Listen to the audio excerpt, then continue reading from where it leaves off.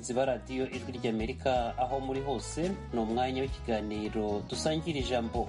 Kuri mikoro hano i Washington muri kumwe nanjye Etienne Karekezi. Tumaze iminsi tubagezaho amakuru n'ibiganiro binyuranye bireba amatora muri Leta Zunze Ubumwe za Amerika. Ni amatora yari akubiyemo aya perezida w'igihugu, abagize kongere y'Amerika, ndavuga abadepite n'abasenateri, ba guverineri ba za leta ndetse n'abagize inteko ishinga amategeko ku rwego rwa za leta. Ni amatora kandi yarebaga n'abandi bayobozi batorwa mu nzego zinyuranye z'igihugu. Uyu munsi turagaruka ku itora rya perezida wa Leta Zunze Ubumwe za Amerika nyirizina, kuko ryateje ibibazo n'urujijo ku bijyanye n'amajwi yagiye atangazwa mu buryo no mu bihe bitandukanye. Inzego zibishinzwe n'amategeko kugeza ubu ntiziravuga ko kandida Joe Biden ariwe koko watsinze amatora agatsinda Donald Trump bahiganwaga. Nyamara rero ibitangazamakuru n'ibigo binyuranye byazobereye mu by'amatora byemeza ko Joe Biden yarengeje kure amajwi 270 ya koleji y'abatora asabwa kugira ngo kandida atsinde amatora nyirizina. Perezida Trump yanze kwemera ko yatsinzwe kugeza ubu. Yatanze ahubwo ibirego mu nkiko zo muri leta nibura 6 yemeza ko yatsindiye amatora ahubwo ko yibwe amajwi. Inkiko zo muri zo za leta harimo iya Michigan na Pennsylvania zimaze kwemeza ko ibirego Donald Trump yatanze bidafite ibimenyetso bifatika. Abahanga bose radiyo ijwi ry'Amerika VOA n'ibindi bitangazamakuru bikomeye babajije bemeza ko uko byagenda kose nta mahirwe Trump afite yo kubona manda ya kabiri ku butegetsi. Aho ibihe bigeze ubu, nubwo perezida Trump atarebera ko yatsinzwe, ntibibuza Joe Biden gutegura inzibacyuho. Muri uru rwego amaze gushyiraho uzamubera umuyobozi w'imirimo mu biro bya perezida akimara gutangira akazi ke ka perezida w'igihugu tariki 20 y'ukwezi kwa mbere umwaka utaha. Mu kiganiro cy'uyu munsi twifuje kongera kubaha isesengura rijyanye n'aya matora. Kugira ngo twumve neza ibijyanye n'aya matora n'ibiyakurikiye n'ibiyashamikiyeho, natumiye impuguke ebyiri n'abarimu muri kaminuza bakurikiranye aya matora kuva agitangira. Reka mpere muri leta ya Ohio. Mbasabe mwibwira abatwumva. Muri kumwe na Dr. Omar Kalfani. Ndabasuje kandi bahaye ikaze mu kiganiro cyacu uyu munsi. Mukomere cyane. Mukomere. Twatumiye kandi muri leta ya Massachusetts. Nitwa Jean-Marie Vianney Higiro, nigisha muri kaminuza iri muri Massachusetts yitwa Western New England University. Ndabasuje cyane namwe Professor Jean-Marie Vianney Higiro, ikaze mu kiganiro cyacu. Murakoze cyane. Reka mbahereho Professor Omar Kalfani, Ohio, aho amajwi amaze kugaragara ageze. Mwe murabona mute ko Joe Biden ubu amaze kuzuza ibisaba kugira ngo abe perezida wa Amerika? Umuntu yavuga ko muri aya matora habayemo guhangana gukomeye cyane, ariko ngira ngo uko guhangana kwari guturutse mu buryo amatora nyirizina yabaye mu bihe twavuga bidasanzwe muri iki cyorezo cya COVID-19.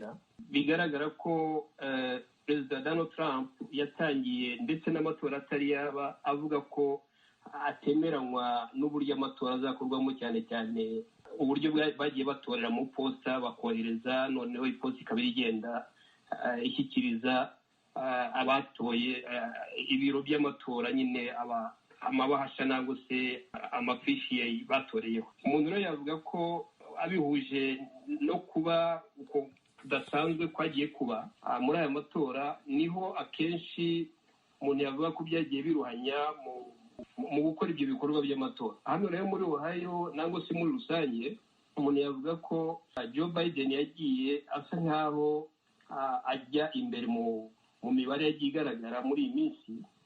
Bigaragara ko uretse ko yenda muri iyi ntara twavuga ko iyi state ya Ohio yo ntabwo yigeze ayitsinda, yatsinzwe na Donald Trump, ariko mu zindi state nyinshi byagiye bigaragara ko hari ikintu kigaragara cyane hagati muri aya matora, nuko navuga ko ku mpande zombi aya mashyaka y'aba Republican n'ishyaka ry'abademokarate basa nk'aho bagabanye igihugu, kuko nagendera mu mibare nsanga buri shyaka rifite ryagiye ritorwa n'amasiteti hafi 28-25. So bivuga ngo Donald Trump yatowe n'amasiteti 28-25, Biden atorwa n'amasiteti 28-25, yenda kuri Biden hakiyongeraho n'umurwa mukuru DC, noneho kandi nawe ufite abatora abo bita abadelegate bageze kuri 3. Yenda navuga ngo ikibazo Donald Trump yagize mu kugira amajwi makeya ni uko izo state nyinshi zamutoye zigiye zifite abo bita electors bakeya, 3, 4, 5, ubwo genda bikagenda bikagera ku 10 state. Navuga state yamutoye ifite amajwi menshi ni Texas na Florida. Texas ifite 38, Florida ifite 29. Reka duhine aho ngaho, ihangane gato duhine aho ngaho kugira ngo dusangire ijambo. Profeseri Higiro, mwebwe aya matora aho ageze ni hafi ku musozo, mwabwira iki abatwumva musesenguye? Icyo nabwira abatwumva ni uko mu bihugu bigendera kuri demokarasi iyo habipiganwa by'amashyaka, noneho iyo uhagarariye ishyaka iri atsinzwe yemera ibyavuye mu matora, niko bigenda. Ubwo rero ni ukwitegura ko hari ubwo azagera bakabona ko agomba kwemera ibyavuye mu matora, ahubwo noneho akareba kure kugira ngo ategure uko ishyaka rye rizasubirana ubutegetsi mu myaka 4, nyuma y'imyaka 4 Biden azaba avuye ku butegetsi. Ngewe niko mbibona, mu muco wa demokarasi niko bigenda. Ikivuye mu matora kiremerwa, utsinzwe akemera ko yatsinzwe, azakurikiraho. Murasa nk'abafite impungenge z'ibyakurikiraho? Nta mpungenge mbona, kuko ni byiza ko Trump nyine ajya mu rukiko kugira ngo abamushyigikiye babone ko ibyo urukiko byabivuze ko ari byo nyine bihuje n'ibyavuye mu matora. Ntabwo ndi umunyamategeko, ariko mbona ko kujya mu nkiko bizaba bikoze mu rwego urebye rwa politike, ntabwo ari ukugira ngo azagende noneho nagerayo inkiko zihindura ibyavuye mu matora. Ndabashimiye Profeseri Higiro. Mbagarukeho Profeseri Omar Khalfani, mwe murebye kugeza ubu icyo mubona kugeza ubu ku bijyanye n'ibikorwa byabaye, hari ugutora, hari ukubarura, hari ugutangaza amajwi yavuye mu matora, mwabwira iki abatwumva? Ikintu umuntu yavuga ni uko aho bigeze aha ngaha Joe Biden yamaze, bigaragara ko ya majwi nyine 270 nangwa se babandi bazatora mu kwezi gutaha, sinzi nimba turibashe kubiganiraho, babandi bita electors bazatora nibo nyirizina bazatora mu kwezi gutaha kwa 12. Abo rero 270 Joe Biden yamaze kubarenza. Iyo rero umuntu ageze kuri 270 niwo mubare wiko ko ari 50 wongeho rimwe, bivuga ko nibyo bita simple majority, abamaze kubona uburyo bwo gutsinda noneho agatangazwa. Numva rero nk'uko mugenzi wanjye yarabivuze, haracyarimo ikibazo.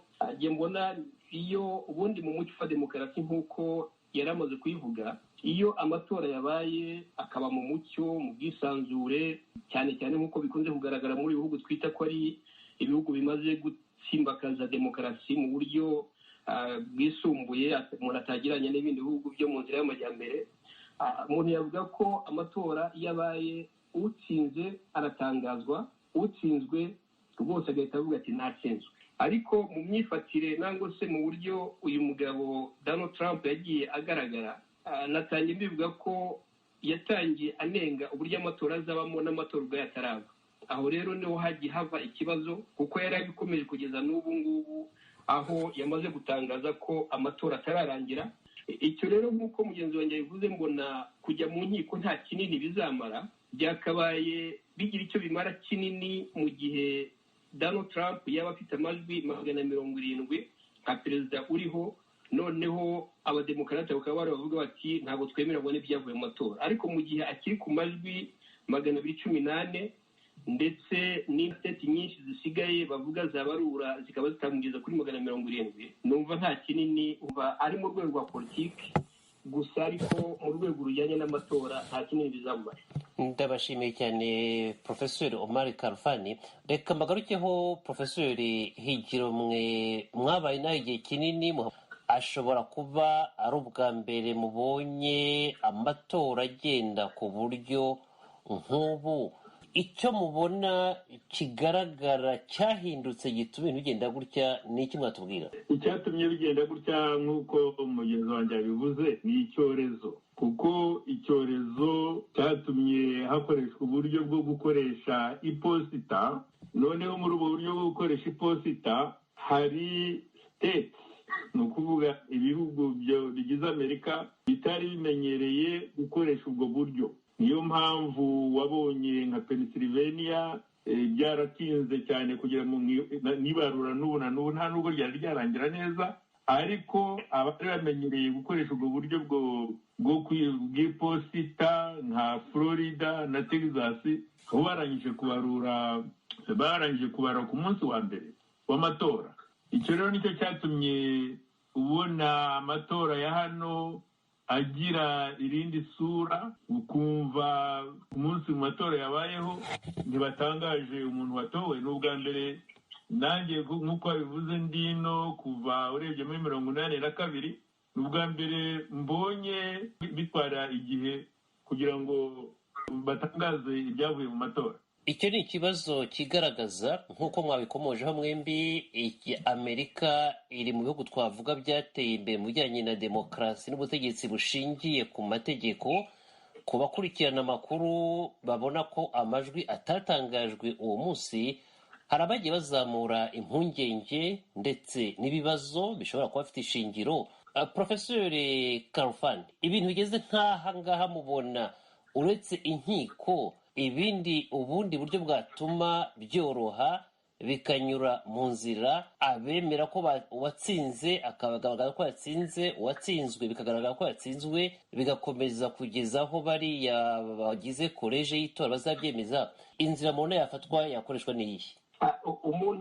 Ubundi mu bihugu biri mu nzira y'amajyambere, umuntu yavuga nko muri Afurika, muri Aziya na bimwe mu bihugu umuntu yavuga bifite sisiteme itameze nk'iyi Amerika, kuko muri Amerika hari sisiteme twita presidential system. Ni sisiteme perezida aba afite ingufu muri executive, nta wundi bafatanyije, abandi bose bigakora abajyanama.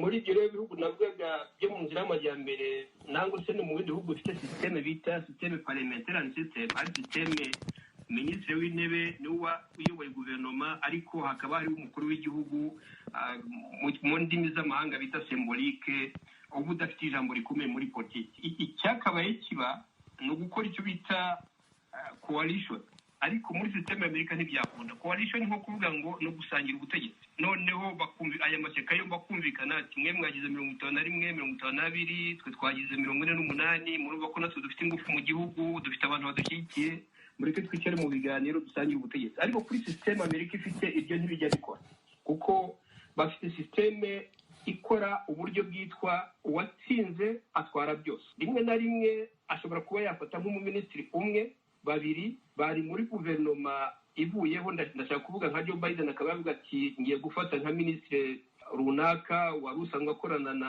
na Donald Trump w'umurepublikani, akaba yamurekeraho muri guverinoma, ariko biterwa na perezida ugiyeho, ariko biba gake cyane gashoboka. Ibyo rero navuga ko aribyo yakabaye biba nk'ibiganiro, ariko muri sisiteme y'Amerika aho ntibijya bikunda. Ubu ikizakora ni uko, nk'uko mugenzi wanjye arimo abivuga, ikizakora ni uko Donald Trump nakomeze koko gutsimbara ko bizajya mu nkiko, nibigerayo bizarangira yenda inkiko zivuze iti aho habaye ibibazo ni bongere bakora ibyo bita recount, bongere babarura amajwi. Muri uko kubarura amajwi ngira ngo ntacyo bizahindura kinini ku ntsinzi ya Joe Biden. Ni ukuvuga ngo kuva none turimo kuvugana kugera mu kwezi kwa 12 aho abo ba electors bazemeza ibyavuye mu matora, ndakeka ari mu kwa 12 hagati, noneho kugera ku itariki ya 20 aho perezida mushya azaba arahira Y'ukwa undi atanga mbere. ubutegetsi, ntekereza ko ibyo bibazo byose bizaba bimaze gukemuka. turabitekereza, reka tubiteganye.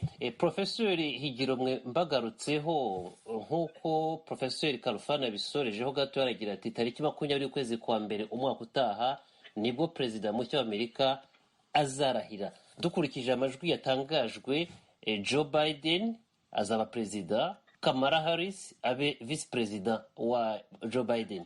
Murebye ibibazo by'ingorabahizi mubona bishobora kuba bazahangana nabyo ku ikubitiro, cyangwa se inyoroshyo babona, murayibona he mwebwe muri make cyane?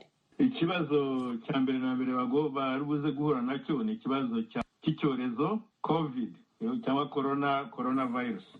nicyo kibazo cyihutirwa, kuko utagikemuye ntabwo washobora guhangana n'ikibazo cy'ubukungu. ubwo rero ndumva muri gahunda za mbere na mbere zihutirwa harimo icyorezo, kureba uburyo bwo kukirwanya. kandi uzi ko no mu matora uriya mugabo Biden na Kamala Harris, icyo nicyo kintu bagiye bashyira imbere, bavuga bati uyu mugabo uriho ntacyo yamariye abanyamerika.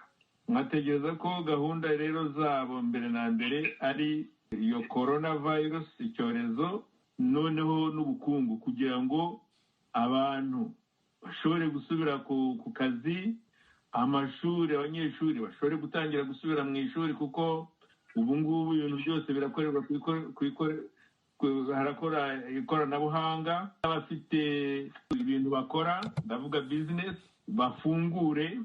abafite ikibazo cyo kuba badafite akazi babona icyo barya. Naho mwe murabona mute Profeseri Omar Kalfan? Nabageraho kandi mbabaza ngira nti ese mubona bazabishoboza iki? Ikibazo ntabwo kije neza.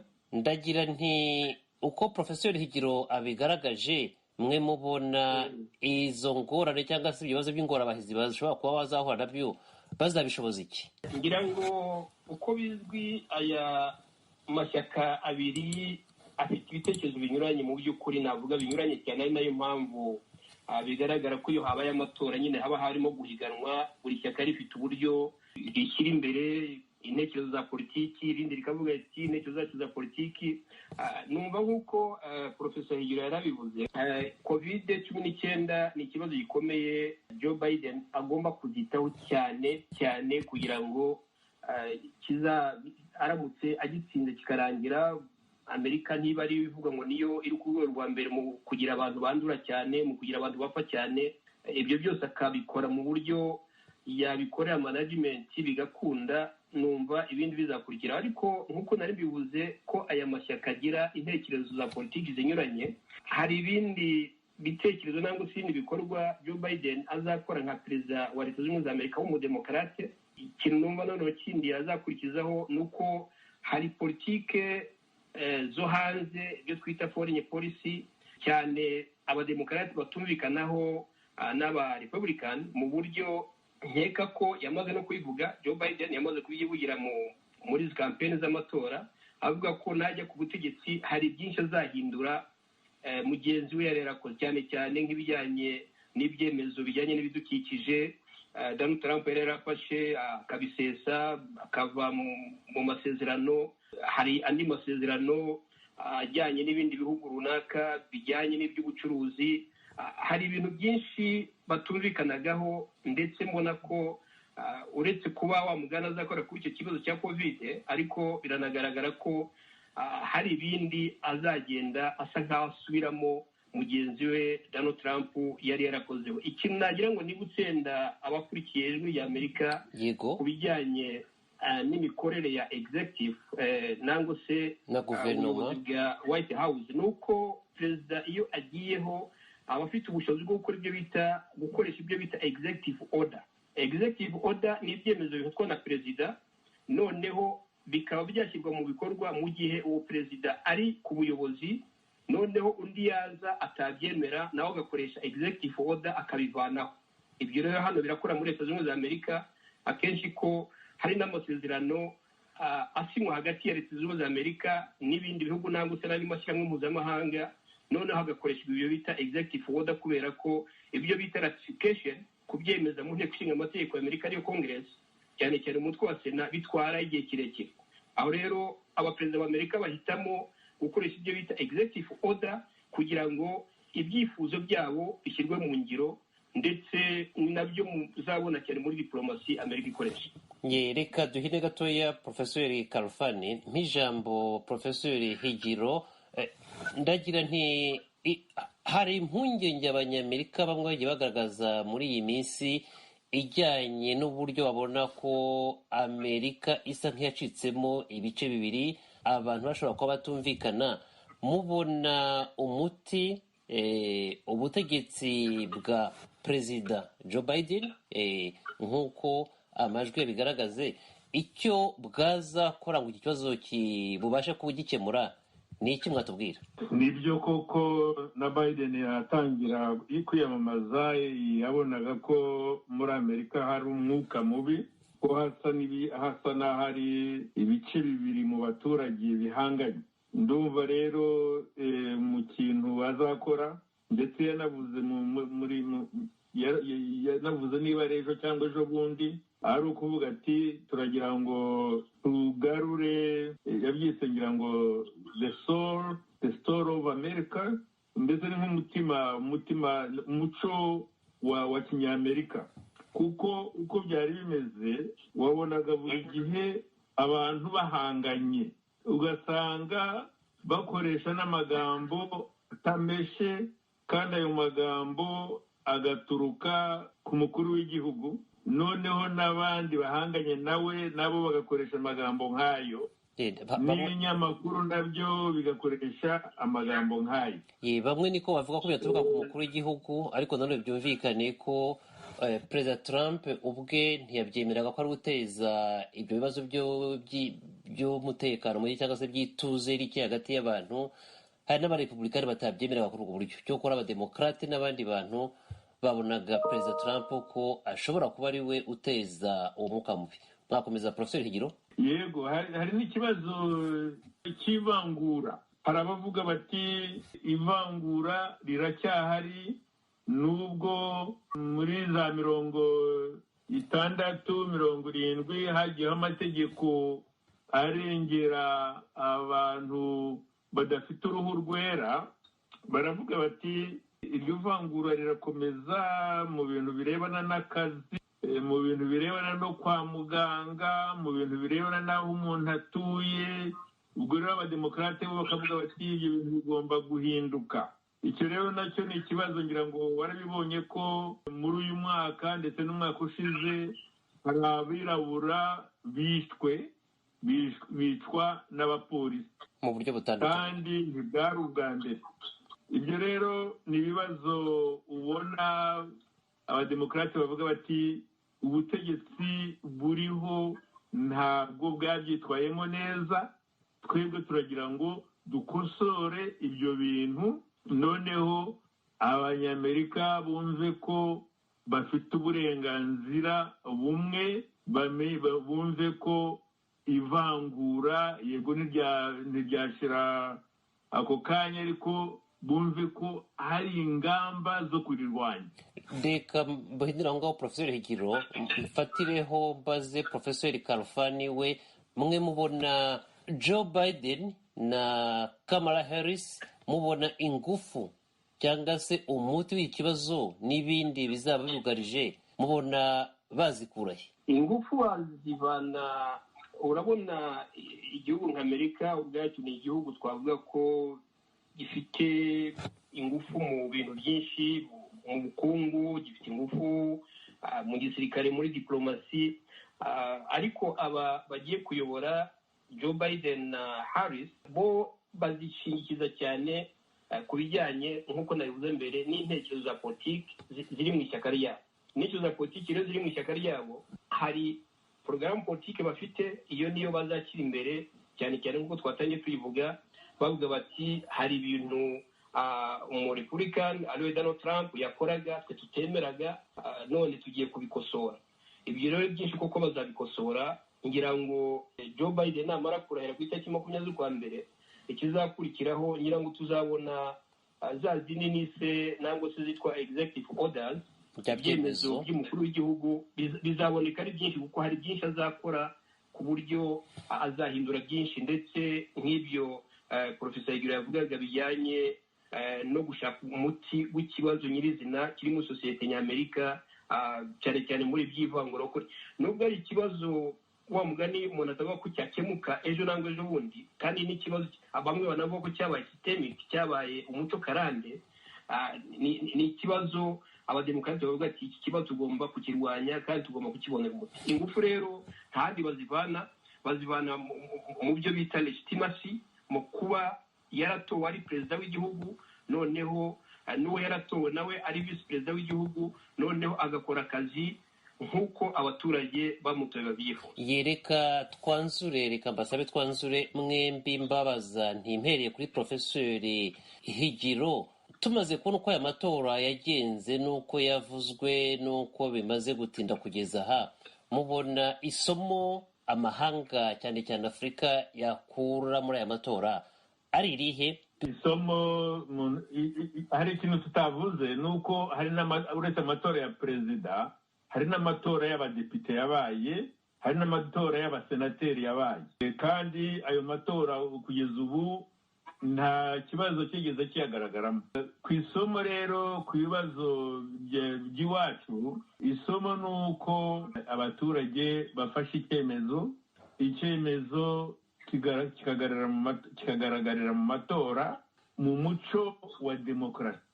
Ntuza icyo abaturage bashaka nicyo abaturage benshi nicyo cyemerwa. Niyo haba hariho abantu batatoye uwo muntu cyangwa se batashyigikiye icyo cyemezo, ariko abantu benshi akaba aricyo bashyigikiye, nicyo kigomba kwemezwa. Reka duhinire aho, mwihangane gato, iminota yagiye rwose yatujyanye, gusa ako nakongeraho n'igihe abaturage batoye mu bwisanzure nta gitugu kibariho. Profeseri Kalfan, mwe isomo mwakuramo cyangwa Afurika yakuramo ni irihe?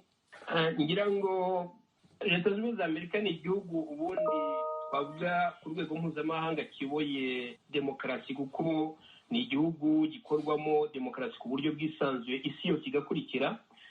Afurika rero yakwigira ibintu byinshi ku matora yo muri Leta Zunze Ubumwe za Amerika, kuko ni amatora bamugana abaturage bavuga bati turatoye, kandi aba yabaye mu buryo bwisanzuye, umuntu agatora uwo ashaka, nta muntu umuri hejuru. Amasomo ni uko amatora nyine agomba kuba mu buryo bwisanzuye kandi agategurwa mu buryo buboneye. Abaturage bavuga bati twebwe turashaka kugira ngo tugire amatora meza, hanyuma dutore umuntu w'urwego runuru. Afurika rero icyo igomba kuba yavanamo na isomo twavana muri aya matora ni uko nubwo haba habonetsemo ibibazo, ariko finally ku musozo bigaragara yuko amatora nyine demokarasi iratsinda. Buri gihe amatora ararangira, ababarura amajwi bakabarura, uwatsinze bakamuha intsinzi yiwe, hanyuma demokarasi ikaba itsinze nk'uko tubivuga. Ndabashimiye cyane Profeseri Omar Kalfan, tuvuganye ari muri leta ya Ohio. Tuvuganye kandi na Profeseri Jean-Marie Vianney Higiro ari muri leta ya Massachusetts. Tuganire ku bijyanye n'amatora arimo kurangira muri Leta Zunze Ubumwe za Amerika. Mbisubiremo, ni amatora, hari aya perezida, ni amatora y'inteko ishinga amategeko, ni amatora ndetse y'abaguverineri muri za leta zimwe na zimwe hirya no hino mu gihugu. Abatwumvaga mwese ndabashimiye. Yego, murakoze cyane. Kuri mikoro hano i Washington mwari kumwe